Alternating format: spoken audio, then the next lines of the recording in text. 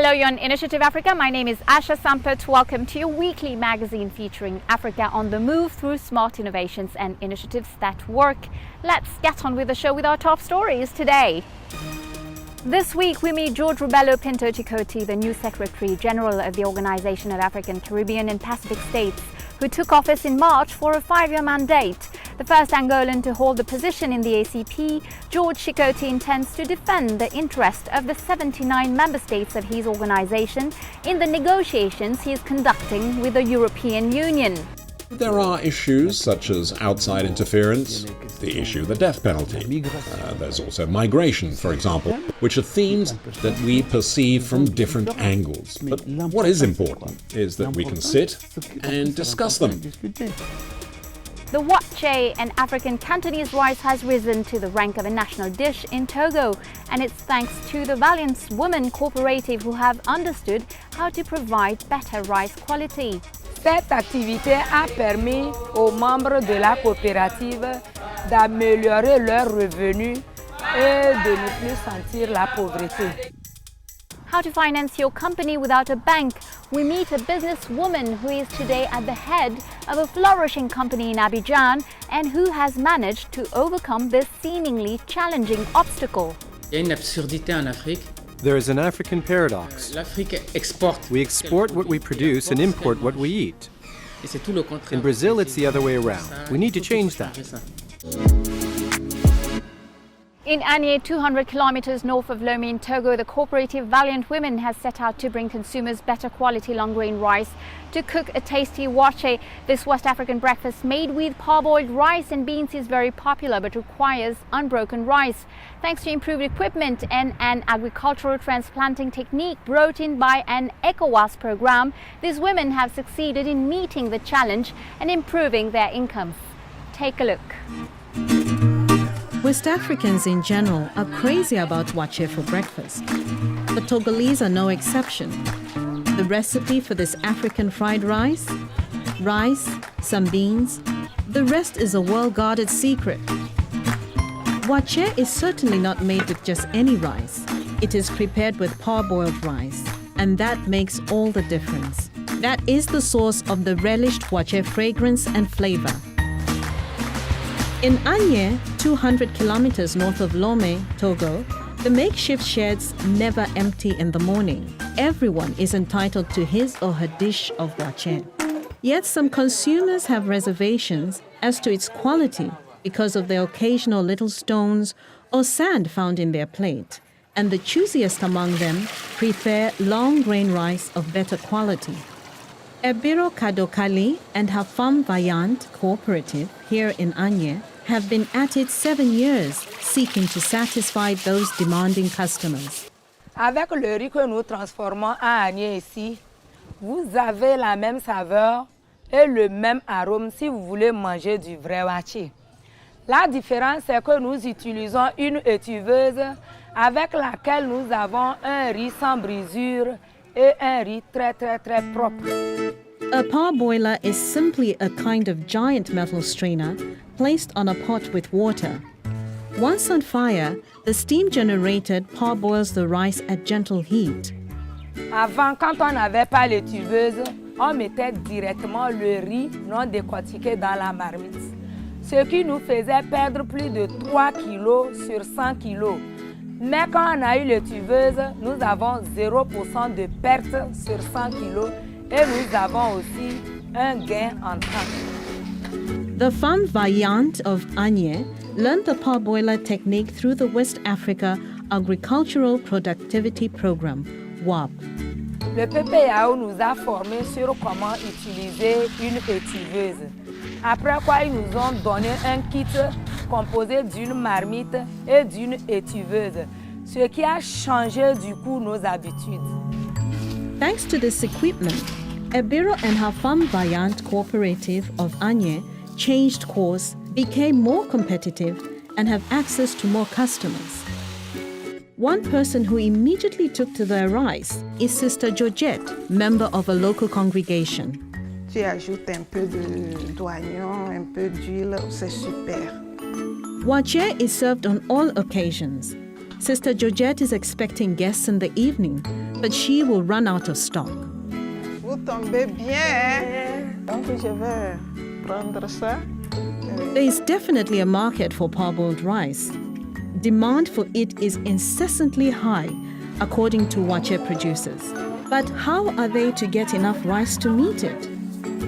The traditional farming methods do not always yield the volume needed. So the femme vaillante of Agne took to rice transplanting and now swear only by that technique. Avant, on faisait semis par poquet, semis à la volée, et c'est à peine que tu peux trouver 2 tonnes à l'hectare.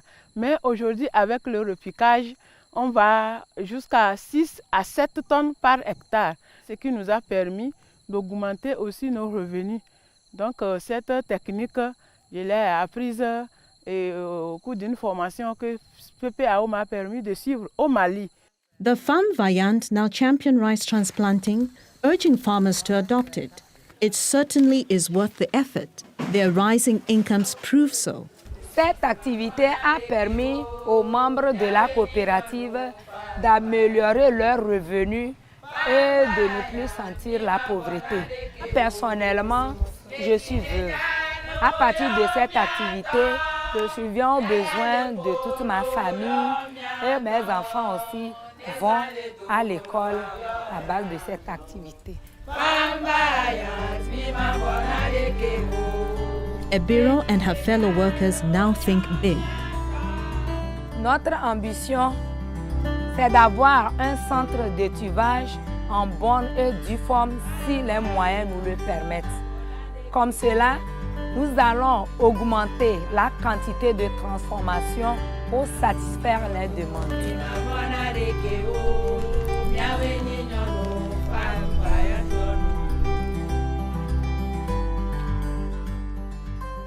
As I mentioned earlier, our guest this week is passionate about international relations and development issues. Former Minister of Foreign Affairs of Angola and Ambassador of his country in Brussels, George Rubelo Pinto Chikoti, was elected last December in Nairobi, Kenya for a 5-year mandate. With a busy program, he wants to make the organisation a major actor on the international scene with a real internal revolution. We met him from the organisation's boardroom.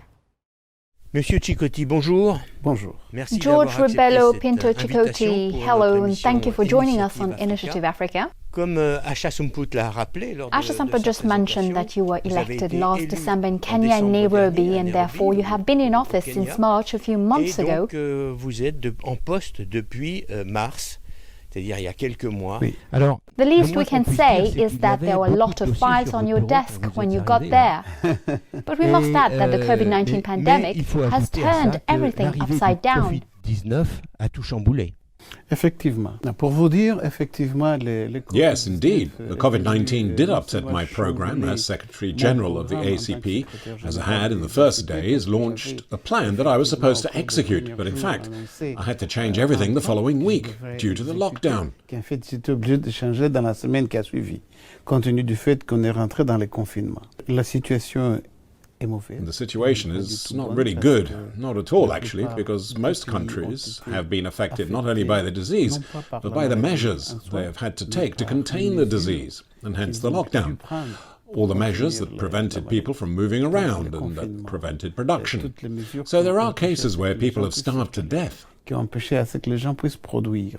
Donc il y a eu des cas, des gens qui sont morts de faim.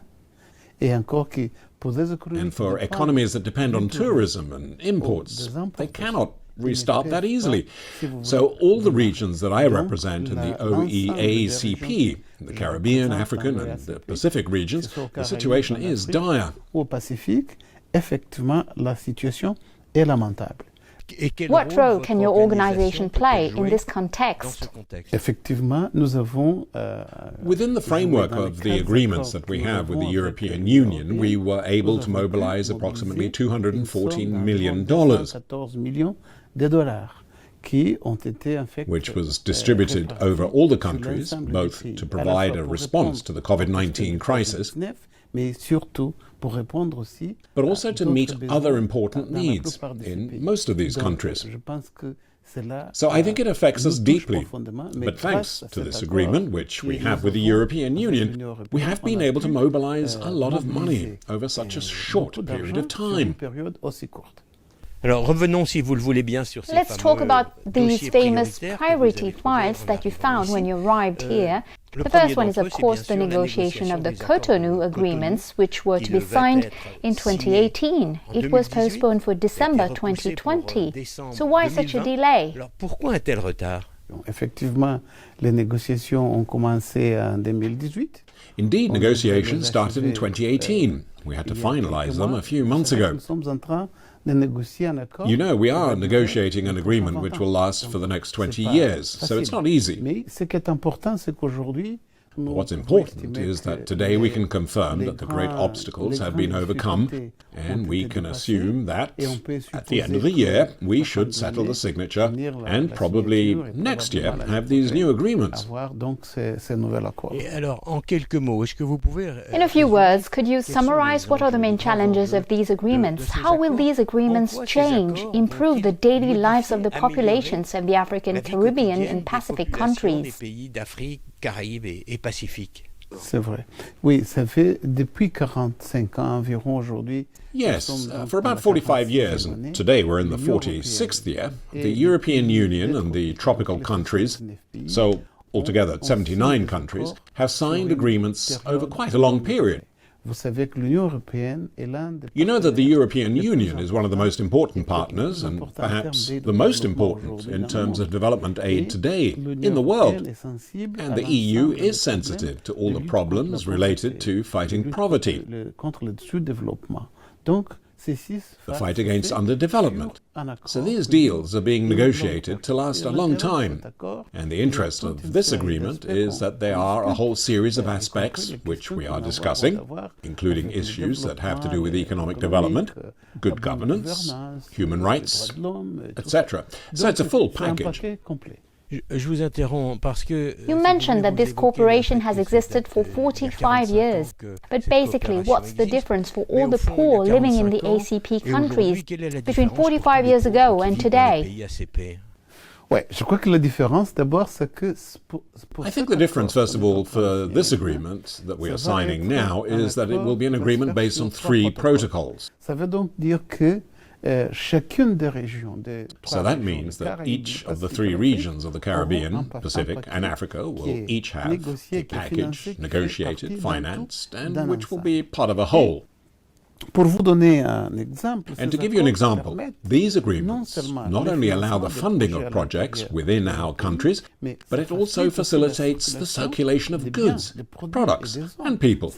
It allows most of our countries to produce their products and sell them in Europe. So this is an agreement that covers several aspects that effectively promotes development. Qui aide effectivement au développement. So what we understand is that these new agreements will actually change the daily lives of populations. Si vous prenez, par exemple, If you take, for example, the situation we were in 45 or 50 years ago, it wasn't like that at all. But from 50 years ago to this day, there has been a lot of development. When you are vacationing, whether in Tahiti or the Caribbean or Jamaica, you bring money. But also the fact that these countries can also export their products, sugar, tobacco, rum, or other products such as bananas, it means it benefits their economy. And this also applies to Africa, where you have many countries which are agricultural producers. And these countries export here in Europe. And as there are investors both in agricultural products or in the private sector, in Africa or in the Caribbean and the Pacific, today you can actually find an economic dynamism. Therefore, what I mean is that the objective of integration of our economies, the global economy, is really happening. What is your analysis on the European Union's development policy? Do you think it has progressed favorably? Yes, I think that the European Union has been able to combine a number of things in their cooperation with our regions. First, because the European Union is one of the few that structures its cooperation with our regions. In the current framework, in the next fundings by the European Union, there will be an amount of $32 billion for Africa, and approximately $10 billion for the Caribbean, and approximately $4 billion for Asia. In fact, during these negotiations, do you have some room for maneuver? Because in fact, for 45 years, you have been on a drip from the European Union. Yes, but it must be said that negotiations are difficult because we deal with a lot of things that are both sensitive and things that we do not want to tamper with. There are things that are sensitive to them that they don't want to touch. So there are issues such as outside interference, the issue of the death penalty. There's also migration, for example, which are themes that we perceive from different angles. But what is important is that we can sit and discuss them. George Rebelo Pinto Chikoti, thank you. We'll be back for the second part of the interview in a few minutes. You are on Initiative Africa. Welcome back to the second part of our program. What does the future hold for the thousands of SMEs on the continent who today provide 45% of jobs and are seeking to expand their market? The question is more topical than ever with the arrival of new entrepreneurs, some with international experience, but often they face the challenge of funding their operations and the reluctance of the banks. Despite headwinds, Marie Konate, a Malian from Bamako, decided to take up the challenge in Abidjan in Côte d'Ivoire. The result? Well, a successful business, as our journalist Lorraine Rimondi found out. In the industrial zone of Abidjan, the capital of the Ivory Coast, is an African miracle. PKL, a local small business, or SME, that has been producing baby food for the past 20 years, has worked its way up to the top slot in Africa, just behind Nestlé, the multinational. At the reins of this African champion is Marie Konate, a 50-year-old Malian from Bamako. After studying in Paris and training as an architect and engineer, she started working in Brazil. She learnt how the country uses its local agricultural resources. She then decided to return to the continent, put her vision of African agriculture into practice. Il y a une absurdité en Afrique. There is an African paradox. L'Afrique exporte. We export what we produce and import what we eat. Et c'est tout le contraire. In Brazil, it's the other way around. We need to change that. Marie Konate is a born businesswoman. Aware of the problem of infant malnutrition, she decided to launch her own brand. The banks refused to lend her the money to buy the equipment she needed. J'ai pas pu avoir des financements locaux puisque I couldn't get a loan locally because the banks and financial backers thought I wasn't viable. Je n'étais pas fiable.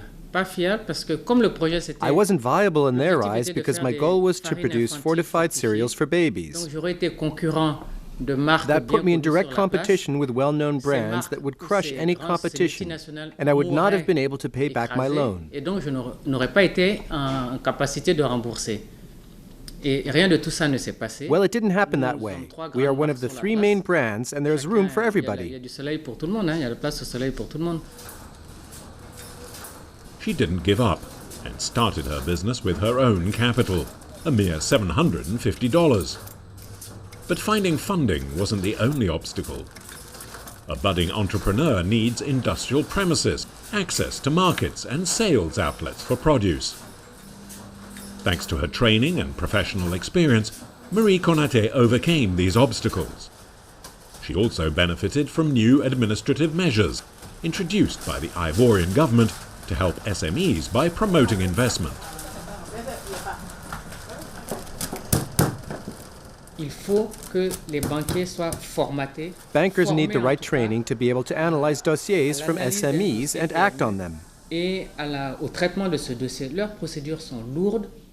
They are bogged down in bureaucracy. The guarantees they demand are excessive. But the worst of all is the interest. Qui est-ce qui peut payer 15%, 18% d'intérêt? Who can pay back at 15% to 18%? Rates like that can only damage development prospects for SMEs. Marie now runs a thriving business, but not all entrepreneurs have the baggage that she has. Although it's hard to get a precise figure, one thing is certain. The failure rate for fledgling SMEs in Africa is very high. Banks tend to back major groups rather than taking a leap of faith with small businesses. Every year, Didier Akute organizes a forum on SME funding in Africa. He believes the root of the problem is the banks' lack of awareness. Unfortunately, banks have poor risk management skills when it comes to small businesses. They don't want to take time going to see the SMEs and finding out the facts for themselves. In the long term, this slows down growth, as wealth and job creation are mostly due to prosperous small and medium-sized enterprises. The majority of private companies in Africa are SMEs. They create 1/3 of the continent's wealth and 45% of jobs. And they could do even better. 90% of jobs worldwide are created by SMEs. In Africa, we had a situation where there were all these SMEs, but they weren't creating enough jobs because they weren't getting enough financial backing and were badly organized. It's reassuring to see that they are now picking up the slack. The African Guarantee Fund was launched in 2012 to provide private banks with deposits for SMEs seeking funding. This much-needed solution has been a victim of its own success and can no longer keep up with $1 billion worth of demands for guarantees. We have put up to $150 million in guarantees. 30 to 35% of that is in West Africa, the same percentage in East Africa, 20 to 25% in Southern Africa, and the rest is Central Africa.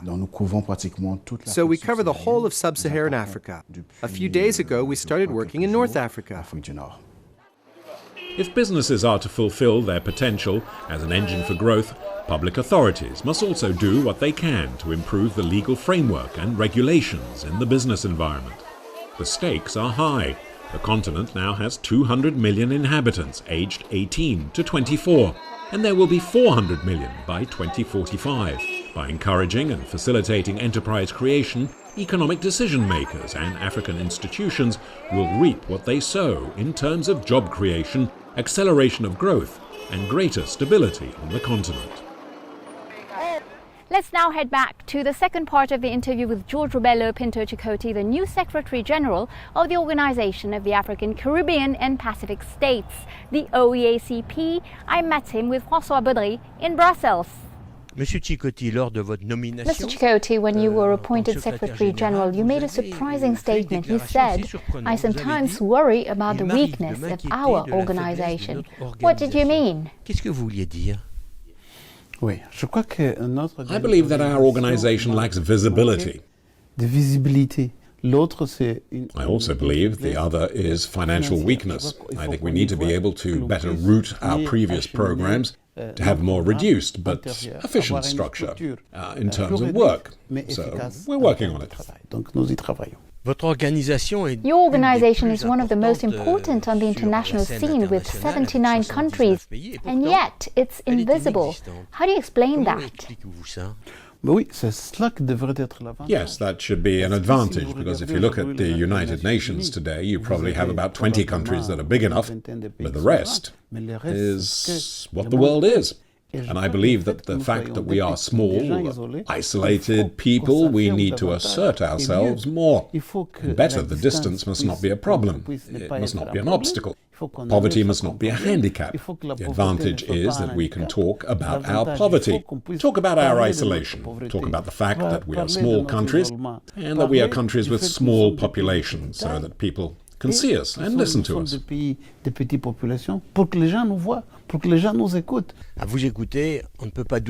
Listening to you, we have no doubt that you are passionate about international relations and development issues. What pushed you to get involved in this sector?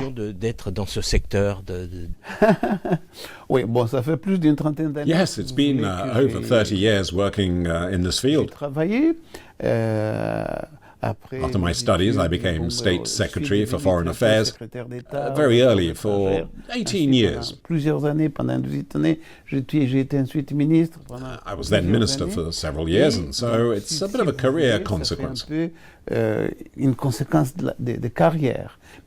you see, when you have 79 countries with around 1 billion people among the poorest, so you cannot help but one day tell yourself, what it is that we can do in our life and our everyday work to take into account and how to help the fisherman who will take just 15 fish in a day and have to make a living from it. The Organization of the African, Caribbean and the Pacific States has existed for over 45 years. We have the impression that it's a bit of a dinosaur, forgive me the expression, because it has little visibility, little credibility, and we don't really see what it's for. How are you going to change things? I mean you, as the new Secretary General. Well, when you got here, we were actually in a meeting. I was working with lawyers. They are consultants, because we have to reorganize.